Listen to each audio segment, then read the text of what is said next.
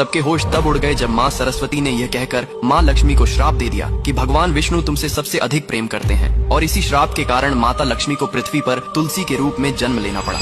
कहानी उस समय की है। वैकुंठ लोक में माँ सरस्वती, लक्ष्मी और गंगा देवियाओं में बहस हो गई कि तीनों देवियों में से भगवान विष्णु सबसे ज्यादा प्यार किसको करता है। क्योंकि सरस्वती ज्ञान, विद्या और कला की देवी थीं, लक्ष्मी धन, वैभव और समृद्धि की देवी, और गंगा पवित्रता, शांति और शुद्धता की थीं। भगवान विष्णु तीनों का समान आदर और सभी से समान प्रेम रखते थे। लेकिन तीनों देवियों के मन में यह प्रश्न उठने लगा कि संसार में सबसे अधिक महत्व किसका है, ज्ञान का, धन का या पवित्रता का। यह विचार धीरे धीरे बहस में बदल गया। नारद मुनि भी वहाँ पहुँचे और अपने स्वभाव के अनुसार अलग अलग दृष्टिकोण रखकर बहस को और गहरा कर दिया।